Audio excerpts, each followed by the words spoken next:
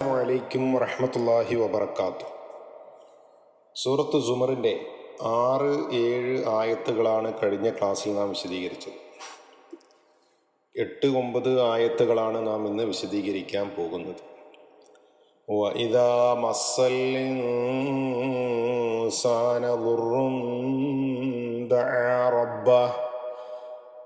മസ്സൽ ഇൻസാന, സുക്കൂനുള്ള നൂനിൻ്റെ ശേഷം സീന് വന്നു, ഇഖ്ഫാ ചെയ്യണം.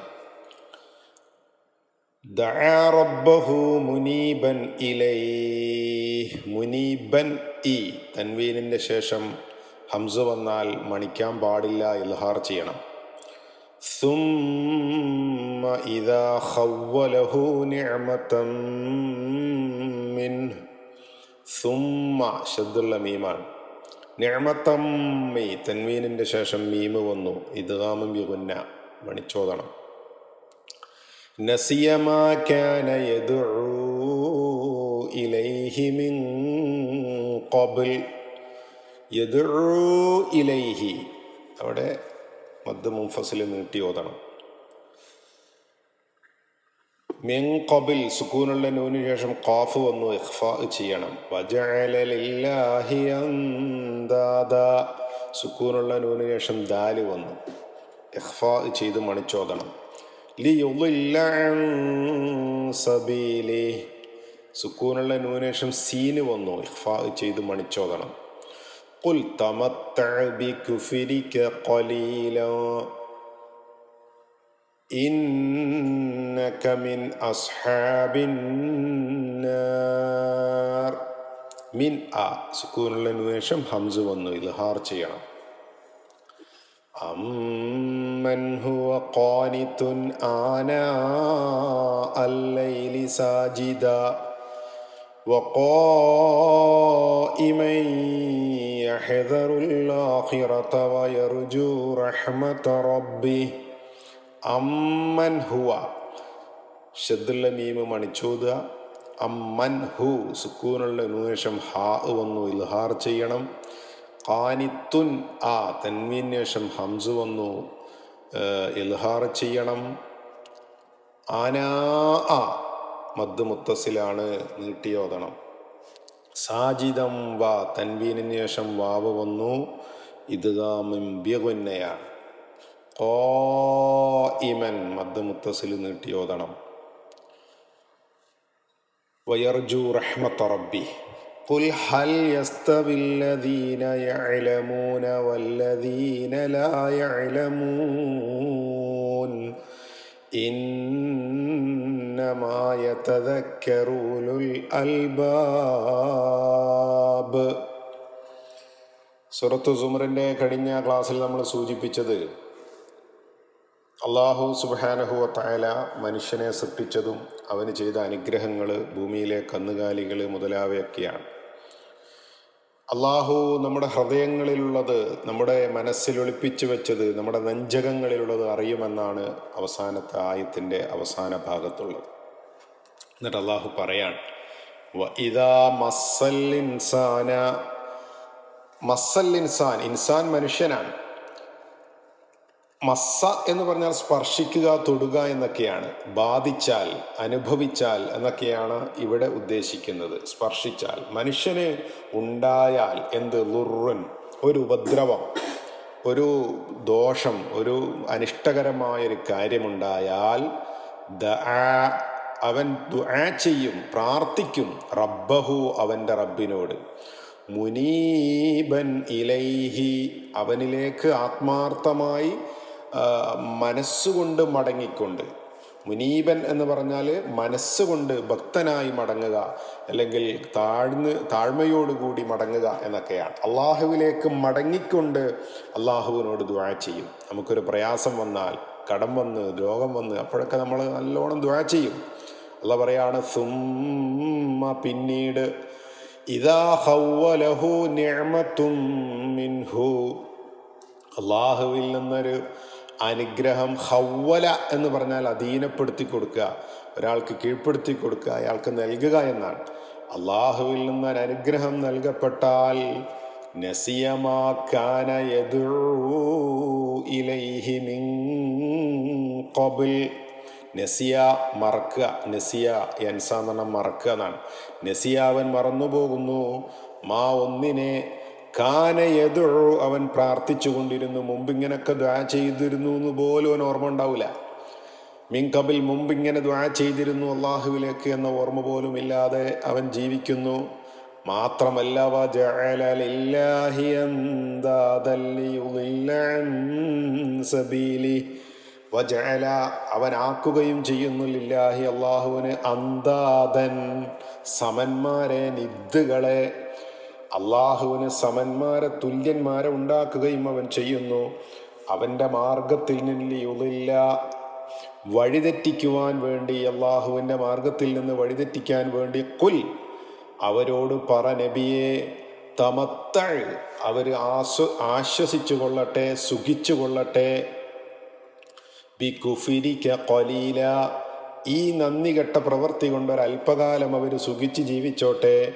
പക്ഷേ ഇന്നക ഈ നന്ദി കെട്ട ഈ അവിശ്വാസത്തിൻ്റെ പ്രവൃത്തി കൊണ്ട് മിൻ അസ്ഹാബിന്നാർ തീർച്ചയായും നീ മിൻ അസ്ഹാബിന്നാർ നരകത്തിൻ്റെ ആൾക്കാരിൽപ്പെട്ടവനാണ്. എന്താണ് ഈ ആയത്തിൽ പറയുന്നത്? മനുഷ്യന് എന്തെങ്കിലും ഒരു പ്രയാസം വന്നാൽ പടച്ചോനെ എന്ന് പറഞ്ഞ് 5 നേരം പള്ളിയിൽ കാണാൻ ചില ആൾക്കാരെ, എപ്പോഴും നിസ്കരിക്കുന്നത് കാണാം അല്ലേ, നിസ്കാരപ്പായിൽ നിന്ന് ഇങ്ങനെ ദുആ ചെയ്യുന്നത് കാണാം. ഗർഭാവസ്ഥയിലൊക്കെ നമ്മുടെ സ്ത്രീകളൊക്കെ അങ്ങനെയൊക്കെ ഉണ്ടാകും. പക്ഷേ പ്രയാസമൊക്കെ മാറിക്കഴിഞ്ഞാൽ പടച്ചോനെ മറക്കുന്ന ധാരാളം ആളുകളുണ്ട്. ചില ആളുകൾ, മക്കയിലെ ചില ആളുകൾ അള്ളാഹുവെ വിളിച്ചുകൊണ്ടിരുന്ന കപ്പലിൽ യാത്ര ചെയ്യുമ്പോൾ പ്രയാസകരമായ സാഹചര്യത്തിൽ അള്ളാഹുവിനെ വിളിച്ചിരുന്നു എന്ന് ഖുർആൻ പറയുന്നുണ്ട്. കരയിലെത്തിക്കഴിഞ്ഞാൽ അതെല്ലാം മറന്ന് അള്ളാഹു അല്ലാത്ത ആളുകളോടും ചോദിക്കുകയും പ്രാർത്ഥിക്കുകയും ചെയ്യുമായിരുന്നു. അള്ളാഹ് പറയാണ്, എത്ര നന്ദികെട്ട പ്രവൃത്തിയാണ് അവർ ചെയ്യുന്നത് എന്നാണ്. സൂറത്ത് യൂനുസിലെ അള്ളാഹു സുബ്ഹാനഹു വതആല ഇതേപോലെ തന്നെ മറ്റൊരു കാര്യം പറയുന്നുണ്ട്.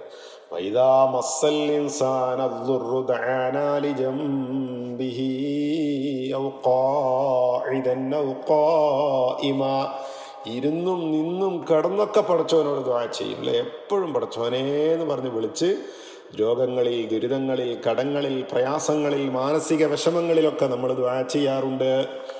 എന്നാൽ ഫലമ്മാ കശഫ്നാ അൻഹു ദുർറഹു ആ ദുരിതമങ്ങ് നീങ്ങിക്കിട്ടിയാൽ മറക്ക അല്ലം യദ്ഉനാ ഇലാ ദുർരിൻ മസ്സഹ് അങ്ങനെ ഒരു കഷ്ടമേ അവന് വന്നിട്ടില്ലെന്നും വന്നപ്പോൾ പ്രാർത്ഥിച്ചിട്ടില്ലെന്നും അങ്ങനെ തോന്നുമാറ് രൂപത്തിലാണ് പിന്നീട് അവൻ്റെ ജീവിതം.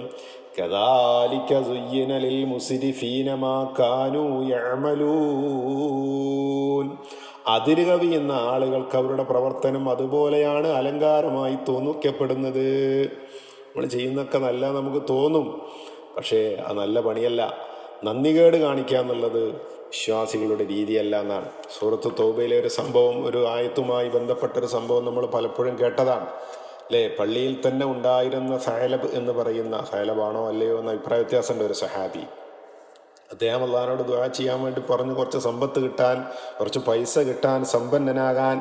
റസൂലുള്ളാഹി സ്വല്ലല്ലാഹു അലൈഹി വസല്ലം പറയുന്നുണ്ട്, വേണ്ട, എന്തിനാണ്, ഒരുപാട് സമ്പത്തുണ്ടായാൽ അതും കുറേ ബാധ്യതകളൊക്കെ വരും, എന്നാലും വേണം നബി എന്നൊക്കെ പറഞ്ഞ് ദുആ ചെയ്തു എന്നാണ് ഖുർആൻ അതിനെപ്പറ്റി പറയുന്നുണ്ട്. വമിൻഹും ആ വിഭാഗത്തിൽ ചില ആളുകളുണ്ട്, ഉള്ളിൽ കാപട്യം ഒളിപ്പിക്കുന്ന ആളുകൾ. അവർ അഹദല്ലാഹ ലഇൻ ആതാനാ മിൻ ഫദ്ലിഹി ലനസ്സദ്ദഖന്ന വലനകൂനന്ന മിനസ്സാലിഹീൻ പടച്ചോ ഞങ്ങൾക്ക് അവൻ്റെ അനുഗ്രഹത്തിൽ നിന്ന് തന്നാൽ ഞങ്ങൾ ധർമ്മിഷ്ഠരാകാമെന്നും ഞങ്ങൾ നന്നാകാമെന്നൊക്കെ പറഞ്ഞ് അള്ളാഹുവിനോട് കരാർ ചെയ്യുന്ന ആളുകളൊക്കെ ഉണ്ട്. പടച്ചോനോട് ദുആ ചെയ്യും.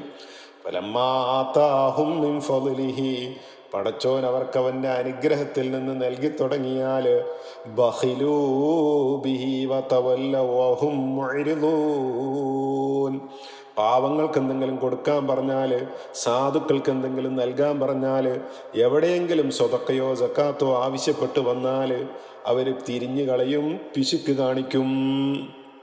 അവരെ ജീവിതത്തിനനുസരിച്ചുള്ള വരുമാനം പിന്നെ ഉണ്ടാക്കാനുള്ള ഓട്ടമായിരിക്കും.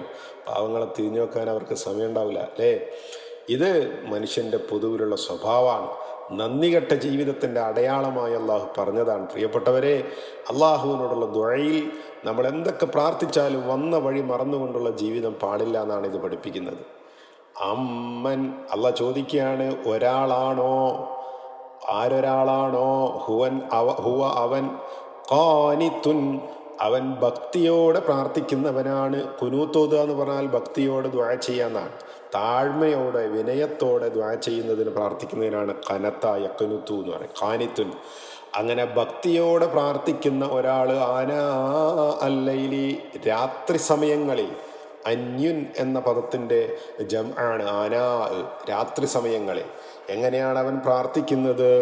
സാജിദൻ സുജൂദ് ചെയ്തുകൊണ്ട്, സജദ യസ്ജുദു സുജൂദ് ചെയ്യുക, സാജിദ് സുജൂദ് ചെയ്തുകൊണ്ട് അല്ലാഹുവിനോട് ഭക്തിയോടെ പ്രാർത്ഥിക്കുന്നു.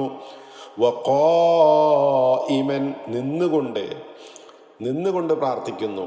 യഹ്ദറുൽ ആഖിറ എങ്ങനെയാണ് അവൻ്റെ മനസ്സ്? പരലോകത്തെ പേടിച്ചുകൊണ്ട്, പരലോകത്തെ ഭയപ്പെട്ടുകൊണ്ട്, പരലോകത്തേക്കുള്ള ജാഗ്രതയായിക്കൊണ്ട് അവൻ അള്ളാഹുവിനോട് പ്രാർത്ഥിക്കുന്നു. വയർജു അവൻ ആഗ്രഹിക്കുന്നു, റഹ്മത റബ്ബിഹി അവൻ്റെ രക്ഷിതാവിൻ്റെ റഹ്മത്തിനെ, അനുഗ്രഹത്തെ, കാരുണ്യത്തെ അവൻ പ്രതീക്ഷിക്കുന്നു.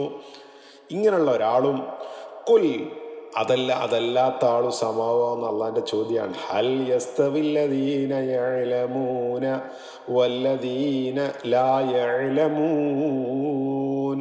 വിവരമുള്ളവരും വിവരമില്ലാത്തവരും സമമാകുമോ എന്ന് ചോദിക്കും നബിയേ.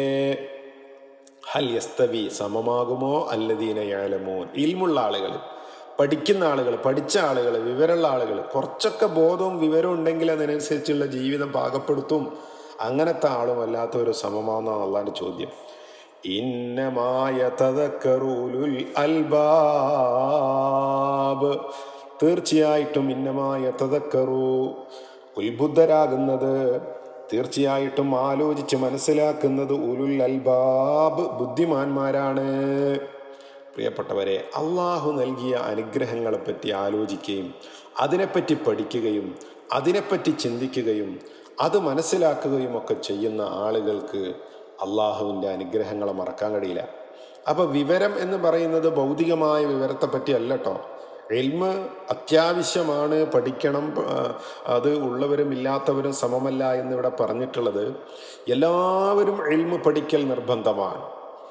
ബേസിക്കായ മനുഷ്യൻ എവിടുന്ന് വരുന്നു, എങ്ങോട്ട് പോകുന്നു എന്നുള്ള അറിവാണ് മതം നൽകുന്നത്. അതോടൊപ്പം തന്നെ മതമനുസരിച്ച് ജീവിക്കാനുള്ള ഇൽമ് ആവശ്യമാണ്. ഭൗതികമായി അവന് നേടുവാനുള്ള നേട്ടങ്ങൾ നേടുവാനുള്ള ഇൽമും ആവശ്യമാണ്. അപ്പം എല്ലാ ഇൽമും കരസ്ഥമാക്കാൻ ഇസ്ലാം പ്രോത്സാഹിപ്പിക്കുന്നുണ്ട്.